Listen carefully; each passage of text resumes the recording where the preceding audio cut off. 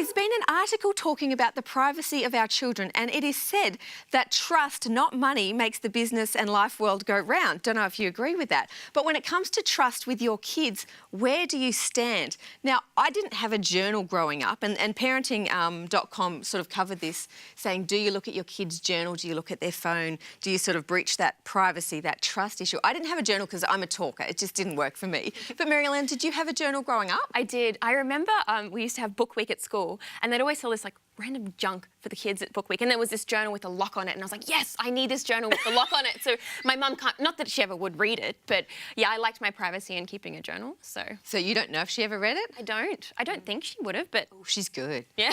Exactly. But where do you stand on this, Fiona? Like what? Because you've got the trust issue, but kids are facing so many different things today. Being online adds a whole nother element to it. Yeah, look, I'd like to think that I don't think I would pry into their personal life. I think it's important to have those boundaries and let your child develop. Like, my babies are still young, so I don't have to worry about that yet.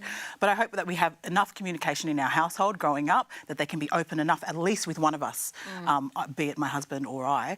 Probably more so with Brendan, because he's more, you know, he's more good. I'm more like, what? What did you say? Come again? So hopefully, you know, that's what we'll be encouraging. Open communication. I think the interesting side of this is flip it the other way. If your child finds out that you've read their journal or read their Facebook or whatever, they're not going to trust you again. And so they're not going to come to you when they actually get into something that they need to talk to you. That's what I want to avoid, especially raising young women. What about that safety issue, you know? As I said before, kids are online these days. You don't know if they're being bullied or if there's something that's going to trigger some depression or anxiety. Don't you sort of want to know about that so that you would know out of character. Out of characterness in your children would show you that something's going on, and then you can speak out. But that's not what I hear in the media. What I hear from some parents is I had no idea it was happening. Yeah. I guess that's a good point. I think there's only one situation where I would ever read, particularly a teenager. I think maybe as a 5-year-old, it's not really a big deal. They're not going to remember. But as a teenager, there's only one situation where I would read my child's diary, and that's if they did not talk to me or my husband, and I thought there were suicidal things going on. Then I would consider it. But if it's just, you know, maybe anxiety, I don't think I even would then. It's just when it gets really serious. And I found too with my boys, I was friends with their friends' parents. So if something was going on, I could say to my friends, the parents, and get into a conversation with them, and 9 times out of 10 they would tell me if something was going on with their children, and you could sort of put 2 and 2 together and come up with 6.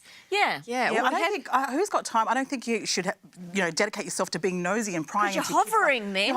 And I think it's important because when you start looking for something, what are you looking for? You've got to be careful and prepared for what you're going to find out. Yeah, well, when you're in those communication. Yeah, it is communication. We had Dr. Anna on a few weeks ago, and he was saying that, you know, try and get other friends, like what you're saying, other friends' parents as mentors with those kids. That's a really important thing. That sort of struck a chord with me going, I need to remember build one that now. Sabbath we sat down about 4 or 5 parental group with the kids, and we talked to all of them about alcohol and driving with alcohol and all that sort of stuff. So it was like a big community of parents and kids talking about it, and that was really helpful. How did the boys take it?